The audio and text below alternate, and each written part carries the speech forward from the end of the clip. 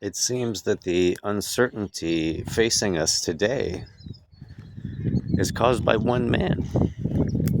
And what he thought was right, it really backfired, didn't it? China is now forging ties with the ASEAN countries, and America is going to be left behind. See, all the goods and services and money that was coming into the United States is now finding other places to go, much closer than the United States.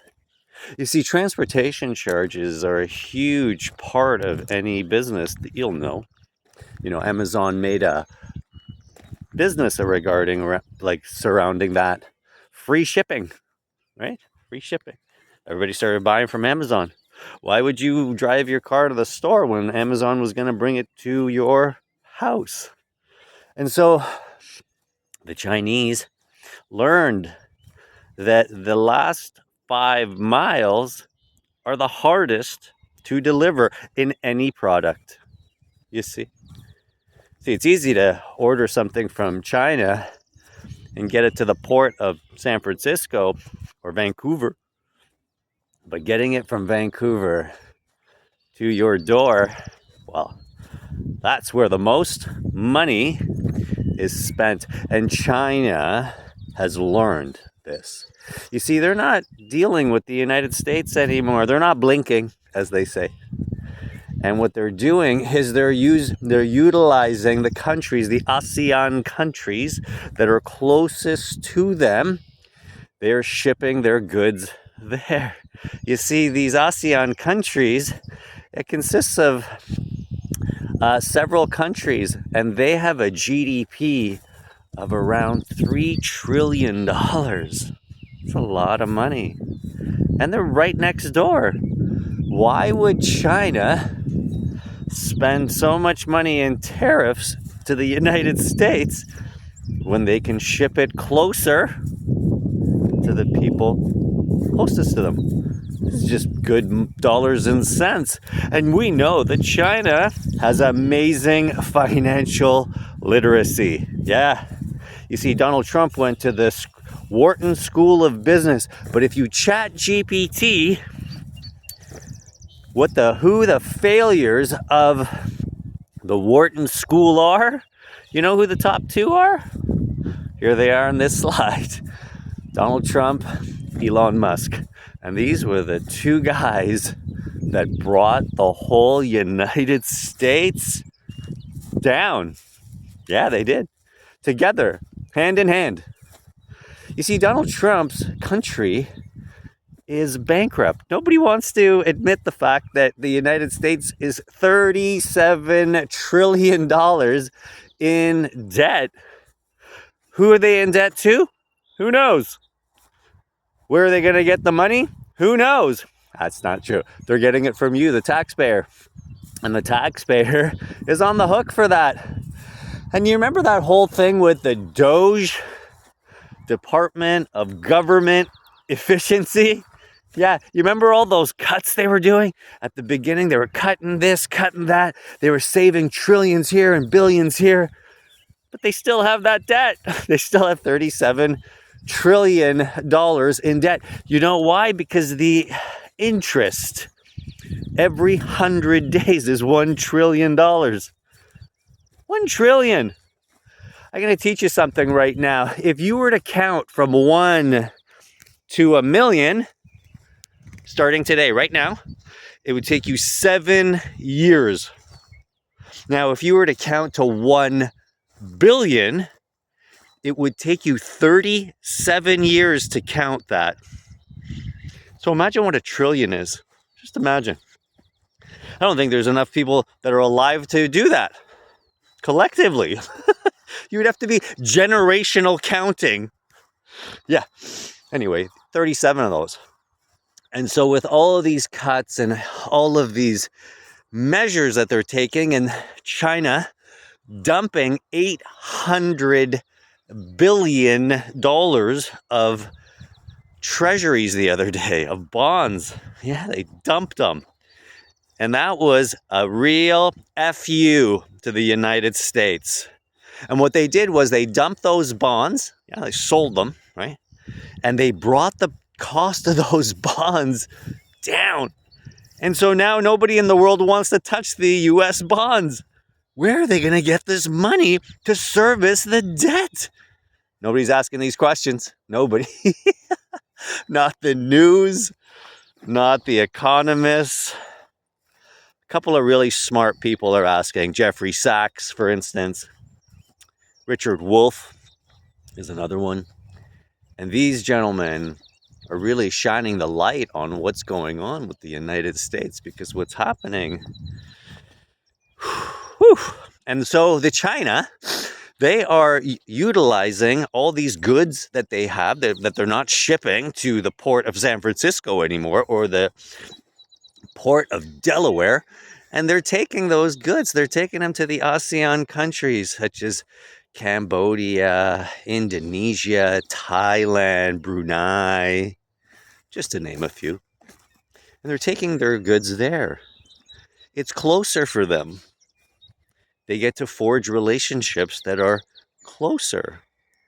And what the United States did with this one move of tariff is it didn't bring the world together.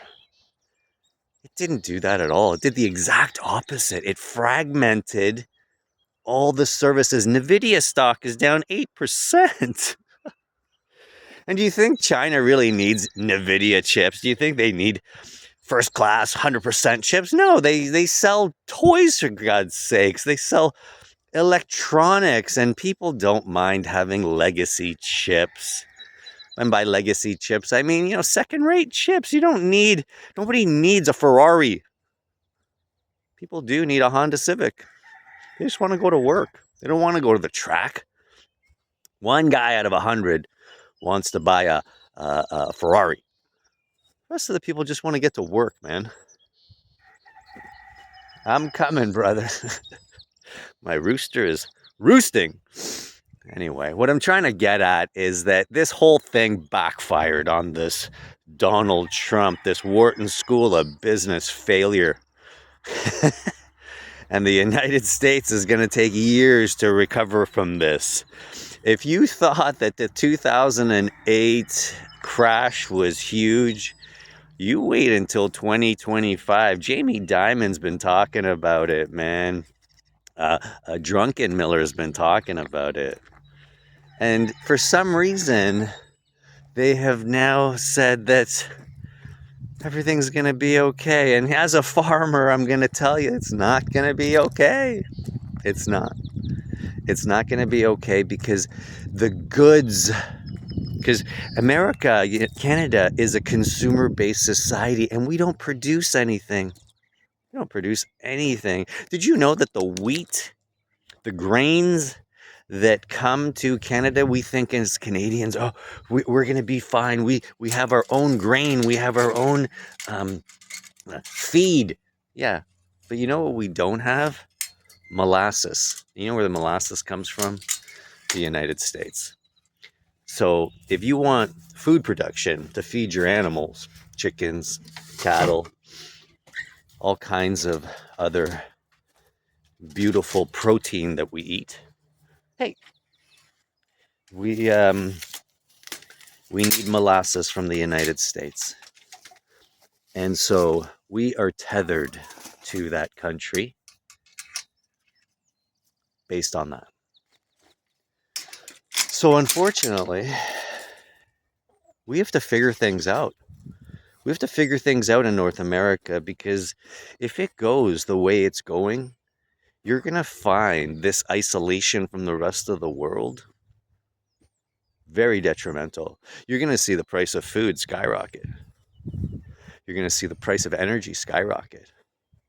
Right now we're in an election cycle in Canada, and they're bringing the gas prices down by about 2, 3, 4 cents, just to give us a leg up, get our votes. But after that, it's going to spike. You know that. We better start producing stuff soon. And we better start getting along soon. Because what Donald Trump did was he threw a grenade in the classroom. And nobody wants to go back to the classroom.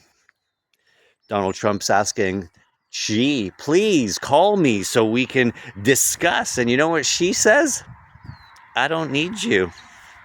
I got the ASEAN countries. I got the rest of the world. All that goods and services you guys were buying, other countries will buy it at a better rate. And I don't have to use the US dollar. And that US dollar, that ragtag toilet paper that we carry and we all think that it's worth something, it's not worth anything. A country that's worth $37 trillion in debt, and all of a sudden their money is worth something. They're the reserve currency. Could you imagine? Could you imagine? Wait until the United States feels the real impact. And the real impact is when the food bank lines get longer and people go on welfare longer. People can't find a job. In Canada, the unemployment rate is well over 25%. Nobody says that it is. People are just bullshitting. Oh, it's like 6.5%, 7.5%. Where are they getting these numbers from? They're just making them up. And making them up at this point. You know why? Because we are so in debt and we are so behind the 8 ball that we don't even listen to the news anymore. You think people are listening to the CBC? You think people are listening to CNN? They're not. They're too busy trying to find a job. They're too busy being hungry. I want you to share, subscribe, do whatever you do to get these messages across, because we need to really figure this out, because our leaders are doing a very horrible job. I can't believe that they don't consider the people anymore. They only consider the rich. And you and I, my friends, we're not rich.